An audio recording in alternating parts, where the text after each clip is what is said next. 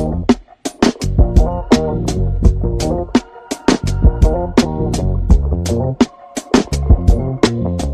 is my absolute pleasure to welcome you to the Roof Gardens. The Fashion Minority Alliance is anchored in its mission to support and to elevate underserved young people in fashion and beauty and the arts. So we could not be more thrilled to welcome a woman who has rocked, slayed, ruled in fashion and beauty and the arts. The legendary, the iconic model, singer, songwriter, producer, author, actress, humanitarian, the wonderful Vanessa Williams. Good afternoon. So, Vanessa, I'd like to start at the beginning, if I may, with what I think connects the essence of who you are with the values of the fashion minority. It seems to me that education, passion, and purpose are in your DNA. They run through your veins. You have not only parents, but ancestors who were brave and brilliant and bold in a time where things did not seem possible. Can you tell us a little bit about them and how they've inspired you? Well, both my parents were educators, music teachers. They met when they were in college. So education was always a priority in our household. And even when I wanted to go into the arts, which is what they obviously made their living on, they wanted to make sure that I was talented and then realized that you had to study to get to achieve. It's not good enough just to be talented. You have to be educated and also be available to take everything in life that is offered to you as an opportunity and have the bravery to seize it. And I think that's not only education and the arts, but it's life. What you don't know scares you. But you don't know, it could be a blessing, it could be a door opening, and that's what you do constantly in your life to move ahead. There's nothing worse than being stagnant, which is scary because, again, moving forward is very scary. But taking chances and having faith, I think, is the key to all of my success over the past 40 years, but also the creativity and the love of life is what has given me, I think that's just a smidgen of, not even including Broadway and recording and, Grammy nominations and Emmy nominations and being able to sing live at the Oscars and singing at the Super Bowl and singing at the, World Series, meeting 7, 8 presidents in my lifetime. All these things have come in my life as a result of being open and not being afraid to take the next step. Fashion has been, I think that's kind of in your DNA. My mother was a clothes horse, always loved fashion, loved dress up. And back in the day, my mom used to make my clothes when, born in 1963. So in the 60s and 70s, my mom would make my clothes. And so I grew up looking at patterns. Butterwick and McCall were the do you remember? Those were where you go to the fabric store and you'd buy your pattern, pick out what pattern you want. Then you go to the bolts of fabric and pick out what you wanted. Then you do your trim. And that's how, you kind of start creating in fashion. You know what you want. You know what feels good. And then you get a chance to jump on the sewing machine and sew it. I don't know, do you still have home economics here in No. We don't. Yeah. We need so to bring back it back in the day, in our secondary schools, not even, I would say when you're about 11 or 12, that's, we called it middle school, you would have home economics, and that was learned when you learn how to cook, and then you'd learn how to sew. And it's a life skill that I think everybody should just learn how to cook and sew, So, that enabled me, that skill set enabled me to be able to be in love with fashion, again, take chances, and not want to look like everybody else. And I think most people that do love fashion, yes, there's trends, but you also want to make your individuality known. So it's all about expressing yourself, daring to be different, and not being afraid to be different. And Vanessa, you were introduced to the world when you won Miss America. You were the first African-American woman to win Miss America. You literally were part of the reframing of what we see as beautiful. Can you tell us, first of all, about that experience and what it felt like at the time? Well, there is a London connection. I was at uni at Syracuse University, majoring in musical theater, and your junior year is when you do your junior year abroad, and I was supposed to come to London. And I'd already paid my deposit, and my roommate was already over here to start in September. And I had, when you're first year as a musical theater major, you're not allowed to do anything. You just have to study. So you're taking voice and piano and dance class, but also, set construction. And then your sophomore year is when you can perform. And then I started doing everything. And I was asked a couple times after people seeing me on in different productions, would you do the local Miss Greater Syracuse pageant? Because they would get the talent from the opera singers and musical and theater singers up there. And I was like, no, I'm not a pageant girl. And Broadway was my goal. And I was supposed to do Cyrano de Bergerac at our repertory theater. It got canceled, and I had April free. And I called my mom and said, there's this thing called Miss Greater Syracuse. Do you think I should do it? And I'd gotten scholarships the previous 2 years. And she's like, can you win some money? I said, yes. And she said, oh, well, then do it. So my parents didn't even come to this Miss Greater Syracuse pageant when I was 20. That was in April. So I won that. And I sang a song that I had done in performance class. I bought a gown at our local department store. So I won Syracuse. Then I went to New York in July, won that, and then I was in the Miss America pageant in September. My girlfriend, who was already, waiting for me in London, and I said, I'll see you in London as soon as I finish this, thinking that I'd win some scholarship money, and I won the whole thing. So my trip to London got squashed until probably 5 years ago when I got a chance to do City of Angels at the Garrick Theater, which, again, COVID came and closed us down. So I'm glad that I opened Prada here, and I'm here. I've been here for about a year and a half, which has been great. So no one's kicking me out of London thus far. And it's never going to happen. Thank you.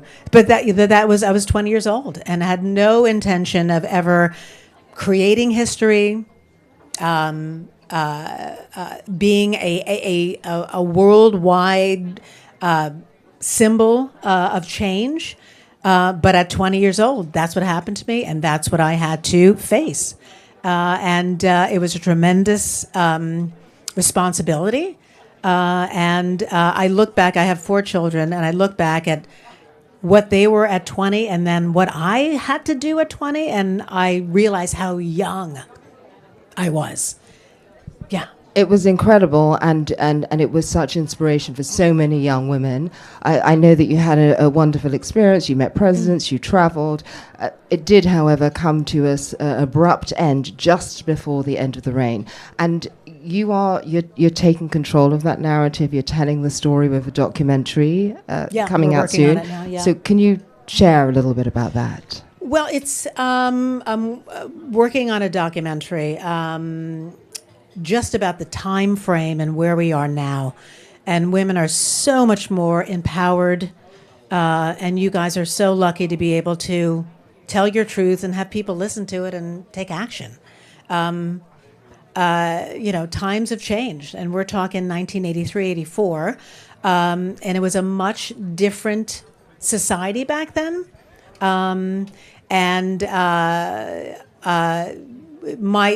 Briefly in my history, there were some photos that I had taken as I was working. So every summer I had to get a summer job because your parents are like, you're getting a summer job. That's what we all did. We all worked. I've been working since I was 11 years old babysitting. I mean, we didn't have the luxury of just hanging out for the summers. We've been working forever, whether it's mowing the lawn or, paper route. That's what was expected of us, and that's what we did. So I was in by freshman year, time for a summer job. There was a local modeling registry in town that had just opened, and I applied to be a makeup artist to get a summer job. There was also portfolios that they would take, and the whole thing was like, we'll do your portfolios and make you a model. And I should have known that when it said registry and not an agency, that should have been a red flag, but I was in my teenager, so I didn't clock it. Anyway, long story short, I worked for this particular photographer. He had taken some photos of me that there was no release. When I became famous as Miss America, he took the liberty of trying to sell these. A lot of people didn't want them because there was no legal release. But one particular magazine did. They were published. And I had about 6 weeks left of my reign as Miss America. They were published, and I ended up resigning right before, because there was pressure. Are you going to give up your crown? And I had done 10 and a half months and had an amazing time and had proven myself as a Miss America. And I felt, okay, well, I didn't want my parents to have to go through a lawsuit. And so that's what happened with the reign. And I'm doing a documentary. But it was, before Me Too movement, and, there was shaming and blame and labeling are not only something that happens in the media, but it happens in your own life, and especially as women.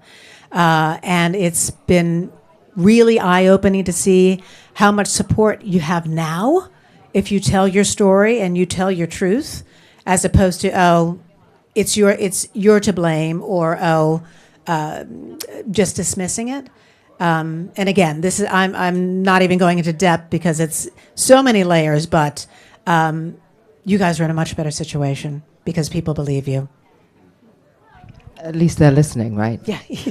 But Vanessa, you made it through. Yeah. You got through all of that, and nominations, Emmys, Grammys, awards, NACP Image Awards, Billboard Awards, best-selling hits, the iconic appearances in Soul Food and Ugly Betty and The Devil Wears Prada, amongst so many more. We're going to come on to A Devil Wears Prada, but your parents were so supportive. You've said that they were both music industry teachers, but for the young people, especially that the Fashion Minority Alliance support, and some of them that are in this room, for those that don't have parents that want, they're like, get a proper job, right? Yeah. And we understand the reasons why. Yeah. But how do we as a community fill that gap? How can we help support them? Well, absolutely. Organizations like this. I am a co-founder of Black Theatre United, which is very similar to the work that's going on here. We have a mentorship program. We have an arts program.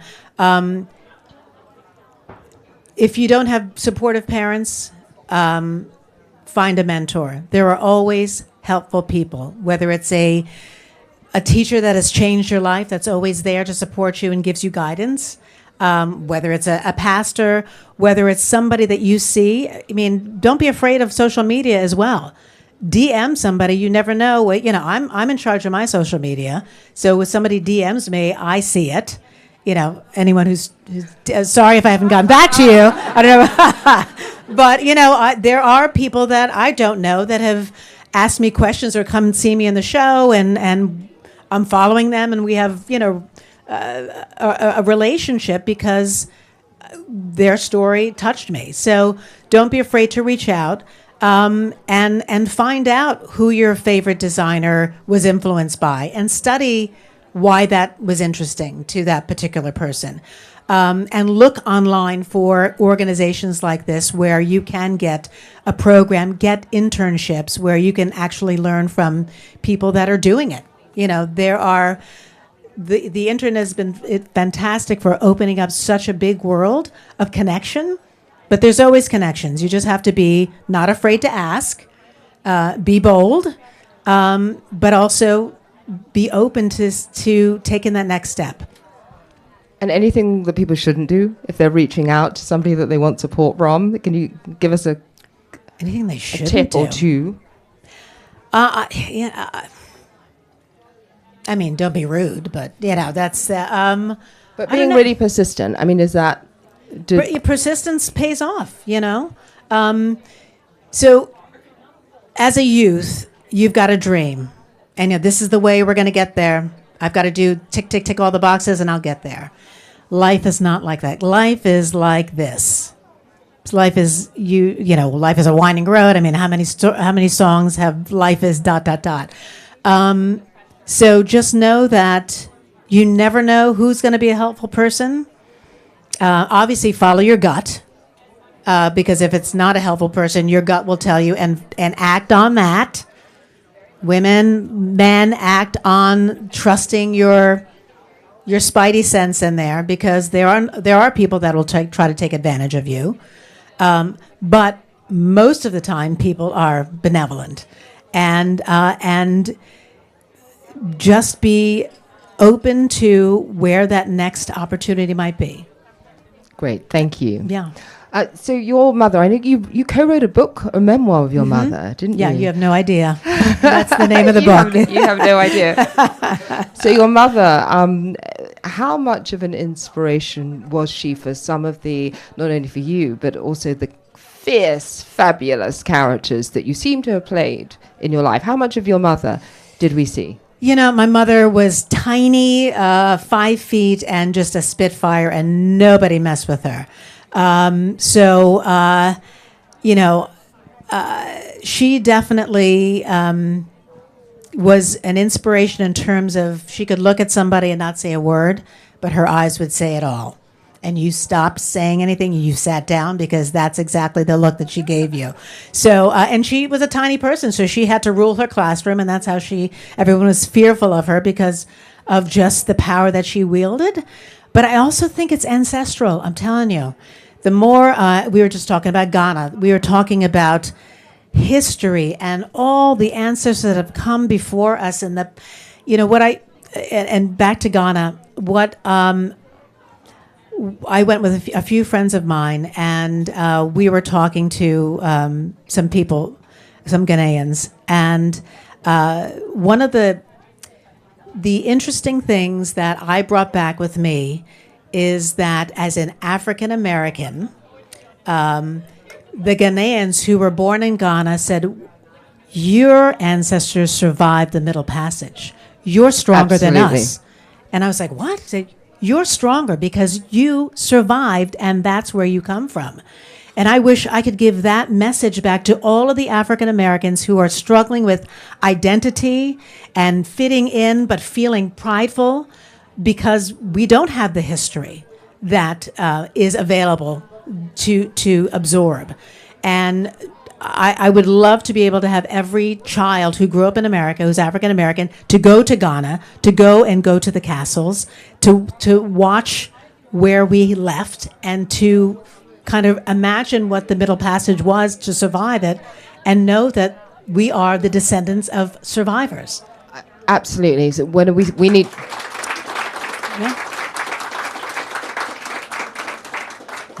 Yeah. That is so right, and we need to see that. We need to see that documentary. We need to see that series. I'm excited. Yeah. So anyway, back to Ugly Betty. I think I come from strong-ass women that have survived everything over the test of time, and I think it's genetic. So, talking of strong-ass women, you are here in London with us playing Miranda Priestley in A Devil Wears Prada. Can you talk to us a little bit about the creation of creating your Miranda Priestley? Well, I'm a big Meryl Streep fan, by the way, so I loved her, and I was studying her when I was in secondary school when she first came out with The French Lieutenant's Woman and Sophie's Choice, so she is brilliant. But theater allows you to take it to another dimension. Film is very specific because you've got a small lens and everything is really tight, so you don't have a chance to be broad. When you're doing theater, and also we're at the Dominion, it's over 2,200 seats. We've got to make sure that people up in the the dress circle. I mean, everybody can see what you're doing and feel it. So there's a sense of freedom that you have on stage. But also myself, Matt Henry, who plays Nigel. He's an MBE. He won the Olivier for Kinky Boots. So you've got two people of color running a magazine, which is phenomenal. And that wasn't a secondary. Should we not? We got the role because that's what they wanted to see, which has been phenomenal. And I love the fact that it's reflected in the audience when people can see that it's there. And Miranda Priestley is a perfectionist, and if it's not serving her, then you've failed, and you need to prove it again, try it again, because this is my standard, and you need to reach it.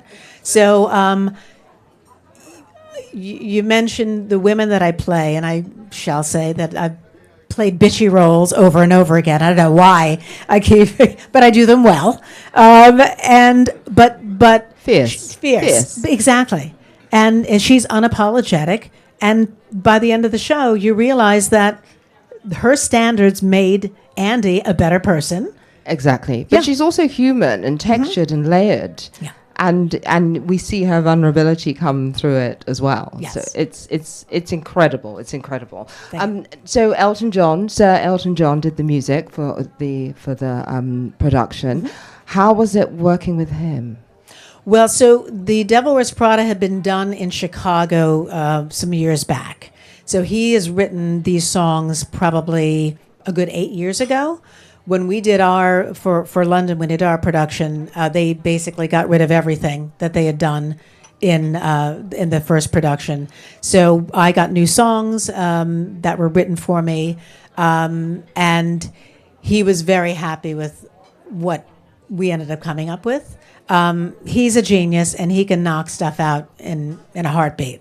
And his process is that the lyrics will come in, he'll look at them on the piano, and that's how he has to see visually what the lyrics are in order for the music to come.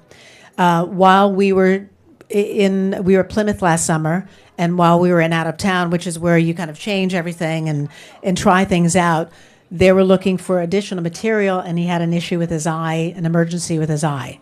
And he had to leave the south of France, come to London. So he lost a majority of his sight in one eye. So he couldn't do any additional material for us. But what he's done is fantastic. And if we end up, moving to Broadway, there could be some expansion of the music. But for what it is, it's fantastic. The album just came out this past week, and it's classic Elton John. They're bops.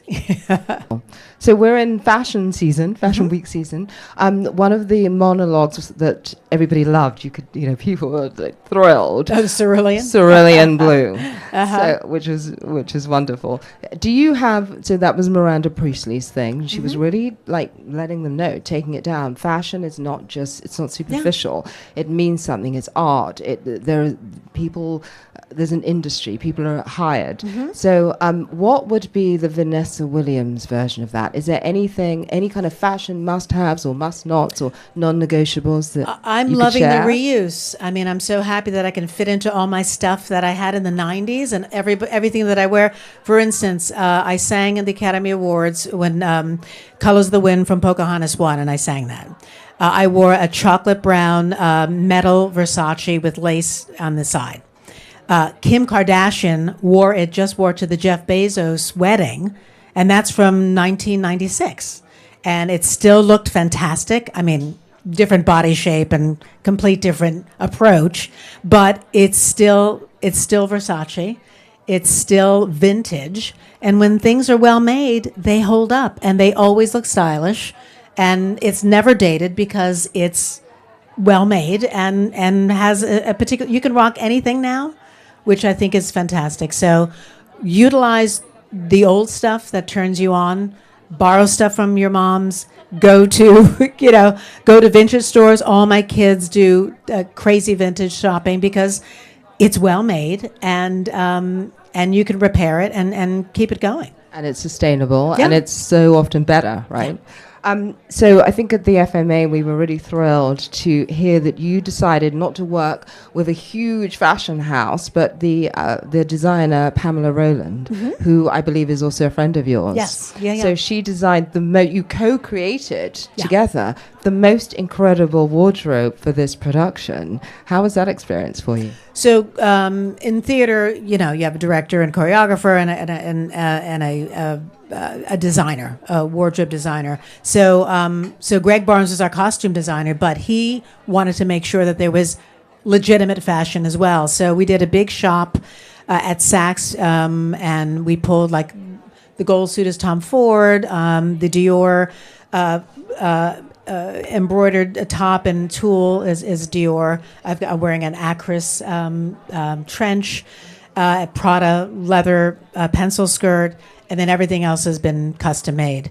And it was amazing and wonderful being able to look at fabrics, look at what would be, because we're doing it, Devil Wears Prada is 2005. So that's where we live.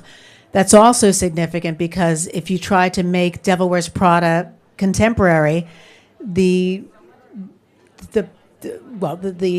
frankly, they don't have the budgets that they used to have back in 2005. So the power that Miranda Priestley would wield would be much less 20 years ago, 20 years later than it was in 20 years before. So we had to make sure that we were kind of in the 2005, era, and just make something that would last, because I do 8 shows a week with 1 day off. We were already I think we've done 340 shows in London already, and we did over 100 in Plymouth last summer, so they've got to be durable, meaning zippers got to zip and zip quickly, and obviously repairs happen quickly if there's anything wrong, and something that's impactful on the stage. So bright colors, beautiful beading, in classic shapes. Ooh, that red dress. Talking of 8 shows a week, I loved hearing you say that you feel that you've stepped into the wise one role and that you take care of your cast members. But how do you take care of yourself with that kind of crazy, grueling schedule and the dancing and the walking and the high heels and So for my feet, I do reflexology every Sunday morning. And it's not just a foot massage, reflexology, and I've got a brilliant woman who does it, but, it addresses, not only muscles and ligaments, but also organs and sinuses and stuff. So every week I get a session. She'll like, okay, you're a little congested here. Let me work on that. So that's my absolute must. I take care of my, my body by resting and warming up, singing properly, and then I love what I do. I love being a mentor. I love being the wise one that you mentioned. But I mean, I'm 62 years old. I'm old enough to be all of their parents, and I love when people come to me to ask advice, share things with me. So it's like a gigantic family. Yeah. That's wonderful. And talking of sharing things, you've spoken about the deliciousness of fortitude and living in your glory, which you are absolutely. But for those that are still in the process of building their confidence, building their fortitude, can you give us a couple of confidence tricks? What do we do in the meantime? It's all scary. We all suffer from anxiety. How many times you've woken up like, what am I going to do? Oh, everybody does. How am I going to get through? What am I going to do next year? How am I going to, we're all like, how am I going to pay bills? What is my purpose? Can I just say what is my purpose puts more anxiety on everyone's life. Can we just get rid of what is my purpose? Because that isn't anxiety ridden. Because you're like, I don't have a purpose. Oh my God, well, what is my purpose? And then you just get spun out of control. What do you do with these? What gives you joy? Okay. Can I make a living out of that? Possibly. Can I help somebody who makes me happy and find a way to make a living doing what kind of makes me happy, that might open a door.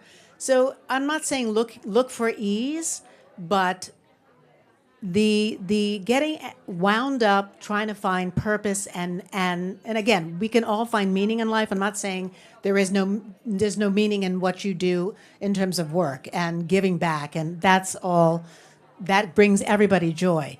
But getting anxious about what is my purpose, let's put that in the back and say, okay, what am I good at? Let's start there. What's my skill set? I'm good at computers. Okay. I'm good at organizing stuff. Okay. I'm good at sorting things. Then you think, okay, what industry needs that? Okay. And then you kind of figure out, okay, let's start there. And then you end up saying, well, this is my purpose. As I do it with ease, it helps people. I see the effect that it's had on other people, and it brings me joy, whether it's being a Pilates instructor and knowing that you've changed somebody's life in that session and they can't wait to work with you again because you give them something that they can't get from anybody else. There's so many ways to find happiness and satisfaction in what you're good at. And that we're not only good at one thing. So just kind of relax and just think, what gives me ease? What am I good at? I think that's wonderful advice and something we should definitely share with the FMA students. It's joy, it's ease, it's flow. Mm-hmm. And on that note, I just want to open it up to the audience for any questions, please. Thank you. There Hi, we go. my name is Yana Eden. Hi, Yana. And I'm with Fashion Minority. Okay. I see that you have often been cast in really strong female leads. Yes. Would you be open or interested in playing more vulnerable female characters? Of course I would. The calls that I do get are for very strong women. So it's up to me to kind of find those moments within the character or within the story or my story arc to show a little bit of like, this is why they are that way. And they usually end up, if I'm doing a series or something, it's usually written in terms of one of the episodes. But it's, casting directors and people know what they want, and that's why I get the phone calls. And I don't know whether people want to see me vulnerable for an entire, I can't play Laura in the Glass Menagerie because no one's going to buy it. And I'm like, we want to see her, kick some ass. So I certainly would be open. I am certainly capable, but not at this moment. I just want to say also, you was absolutely amazing in Devil Wears Prada. I went to go watch it with my boyfriend a month ago, and we had the best time ever. So yes, good. Absolutely amazing. Thank you for coming.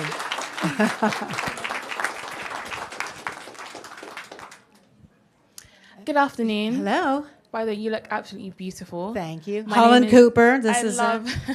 My name is Caitlin Hey, Ochana, Caitlin. and before I give my question, as a pageant girl who also competes, I would like to thank you. You have been paving the way for so many people, so you do so much for the community here as well. Thank you. You have done so much in your career. Was there a specific time when you realized that you were a triple threat?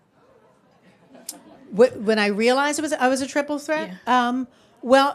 So as a musical theater major, singing, acting, and dancing is what you're trained to do. So I knew that I could do all three, and that's what I wanted to do on Broadway.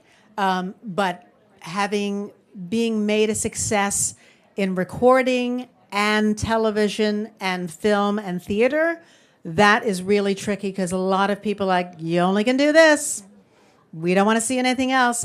And so when I started doing recording, they're like, well, you're too theater. You sound too Broadway. So I had to kind of adjust my sound to sing like a pop singer. And that's how I, Save the Best for Last and Dreamin' and Sweetest Days. That's my pop singing voice.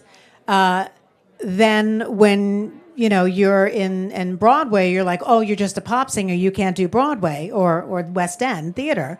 And you have to be able to adjust to belt, more vibrato, and making sure that the character is, heard through the lyrics and your music.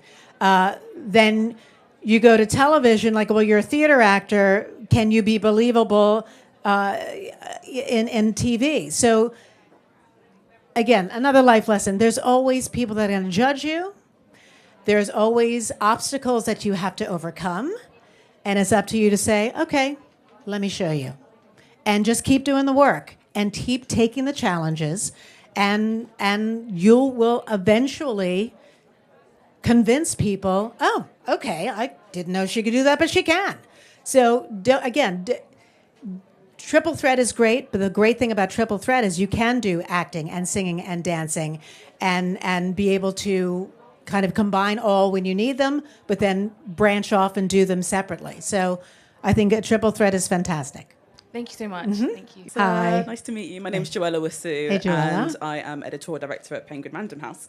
My question to you is that you mentioned that you went to Ghana, which is where I'm from. Okay. But my question is actually about your travels and how different people from the diaspora, the African diaspora, are when it comes to the arts, whether it's fashion or music or dancing or drama. How different is it to the US, or are there any similarities between, Black Brits or, native Ghanaians or Americans? What are your insights into? Wow. I would say that traveling is such a privilege because not only does it open your eyes, but there's also a sense of community where I can go to Brazil and people think I'm Brazilian, but also the music.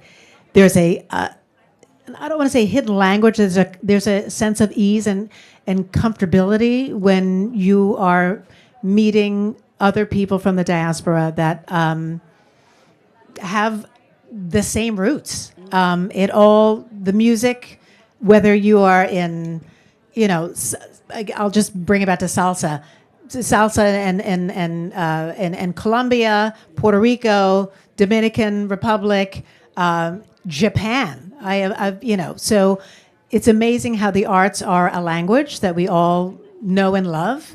And it's also in the forefront of making fashion and trends. You look at athleisure wear, you look at some of what is now considered okay to come into an establishment and white sneakers.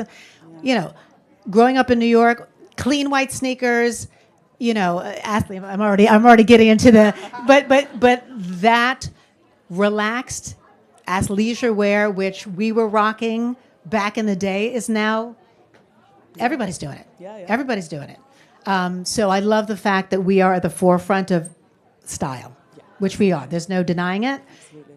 Forefront of music, which of course, again, is undeniable.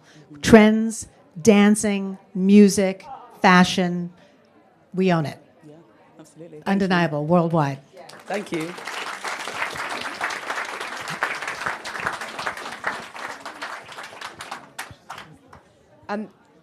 Well, I think that's the perfect note to end it on. And just to say that it feels like Save the Best for Last is not just a mega #1 hit, but an anthem for our lives. I think I can speak on everybody's behalf in saying that we cannot wait to see what comes next for you. Vanessa Williams, thank you so much. Thank you. Thank you, everybody. Thank you.